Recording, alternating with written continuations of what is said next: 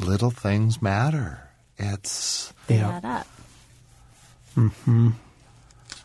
You know, if you were to pause and be quiet right now, what would come to your mind in your marriage that needs to be attended to, that'd be so easy to push aside because it doesn't seem major?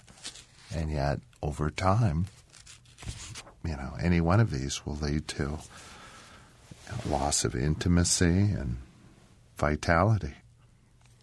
I think that's really good. I think that's true. I think we all look for love to come in really dramatic ways. You know, romantic weekends, second honeymoons, big deal. You know, love, romance is going to come in a really romantic way. But the beauty of love is love comes in really simple ways. You know, it's the touch in the morning. Hi, honey, good morning, and a little rub on the back, and suddenly I just feel better. You know, it's the choice to engage at the end of the day, and how are you, and how was your day, and you know, all of those small ways that we experience love. I think the same thing's true of the little foxes, the difficulties that get in. Yes, there are crises. Yes, there are major issues that hit. More often than not, the stuff that gets in and erodes intimacy and erodes marriage is the little stuff. Do you want to do a welcome back? Happy New Year. Happy 2010. Happy New Year. Oh, my goodness. Welcome back. Thanks for joining us. I'm Stasi Eldredge, and I'm here with my husband, John, and Craig McConnell, and we're continuing our conversation on love and war. Today, talking about those little things that get into your marriage that matter. Okay, if you guys had to choose a little fox, one of the little foxes, Song of Songs, beware the little foxes that destroy the vineyard. If you had to choose a little fox, what's it been lately? What's the little fox that gets in? Just one? Heck, Lori's not here. Do foxes travel in herds? What is a group of foxes They're called? Packed. Okay, I thought of one for me while you would be when John, in the pace of his life, forgets to tell me something that involves me. That Like we're doing a podcast this morning? Just as an example, like we're doing a podcast or whatever. You know, it could be any little thing or a big thing. Foxes running past. Why are you turning so red? And I know the reason for it. I know that, but where it can land in my heart is thinking, I'm diminished. He doesn't even consider that I have a life. Can he not think of me a little earlier in his... When I know that I do matter. I do know that. But it's like a little fox. And it kind of comes in with not by itself, but with a spin that the enemy wants to put on it of what it means. Yeah, I'm thinking the one that it feels like a big fox, actually. Bill Wolf. I just realized how very impatient and unloving I am. There's some autopilot that I can live in, which just is demanding that Lori be thinking of me, putting me first, and that she ought to know, she ought to be able to read my mind and my heart and jump to it. And I just find myself just kind of demanding that Lori be a more fuller participant in my happiness. And that's mine.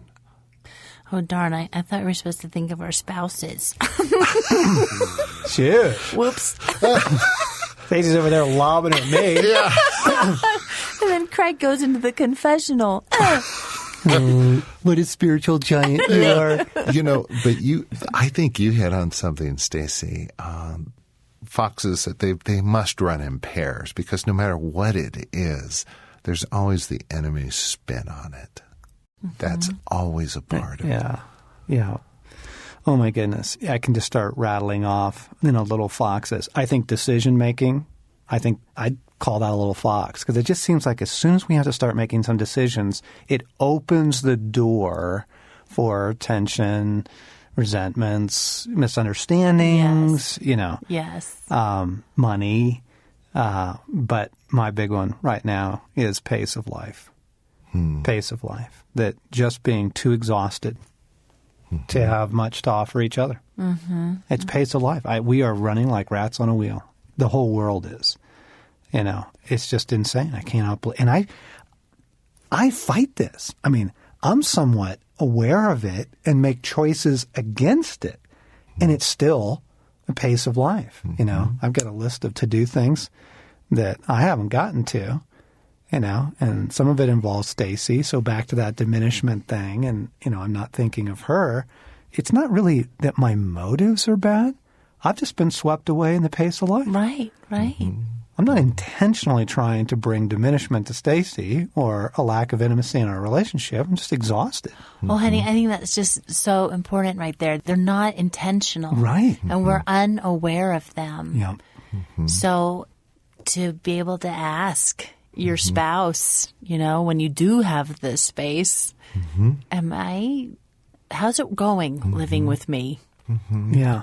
Or to bring up with them, I don't know that the effect of this little thing that you do is having on me, but can I tell you? To get it while it's little. Yes. Before it turns into a wolf or an elephant or a separation degree.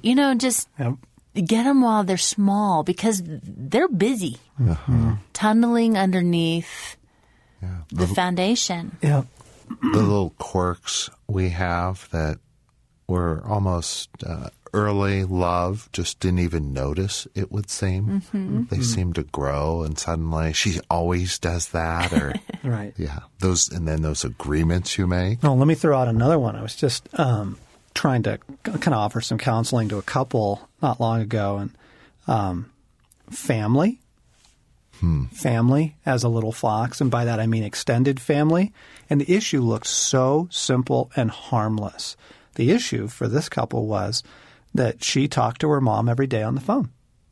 And she'd done it for years, and it was the most normal thing. Only daughter, always close to her mom, best friends, actually. And but to him, the effect of, every time he got home, she's on the phone with her mom. And the message is, I have a best friend, and it isn't you, right? I have a place to turn, and it isn't you.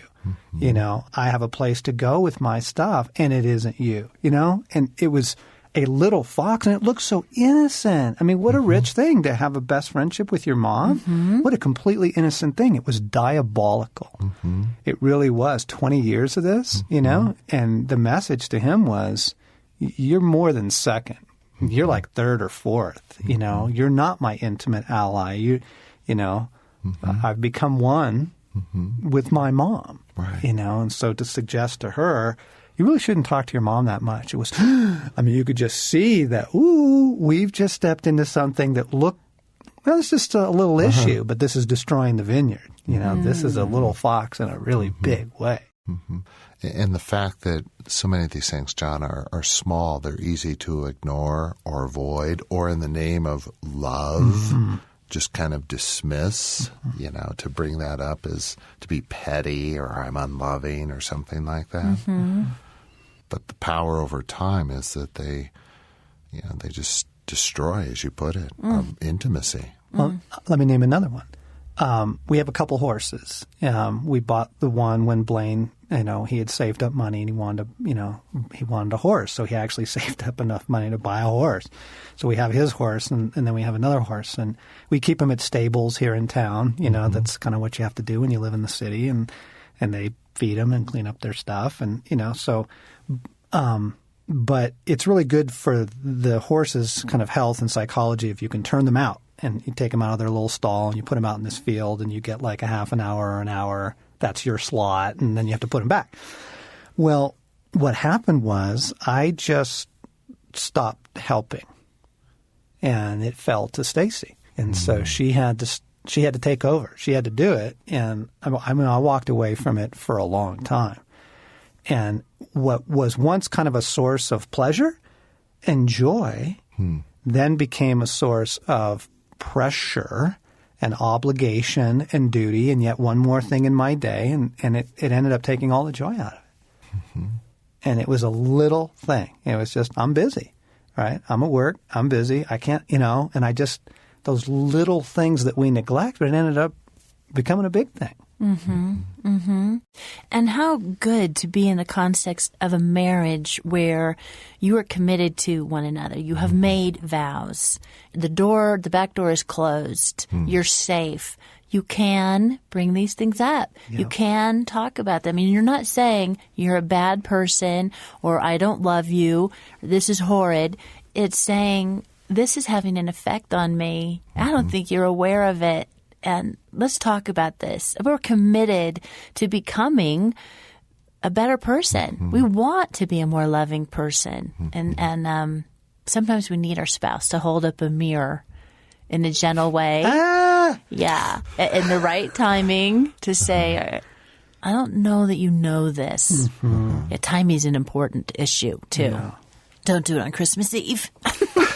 Birthdays, anniversaries. Better not do it on New Year's Eve. Boy, I'm enjoying these. I hope that our listeners are enjoying these as well. Thanks for listening into the Ransomed Heart podcast. We are going on tour, the Love and War Tour, and we're going to be in Texas twice, in California, Washington, Oklahoma, Missouri, Nebraska, and on the East Coast in North Carolina. And you can get tickets now at loveandwar.net. And we'd love to see you. It's an evening of Stasi and I together, just talking about life and love, men, women, marriage, and it will be rich. So join us for the Love and War Tour and tell your friends. Tell your friends in those states about it. It's going to be a really neat thing.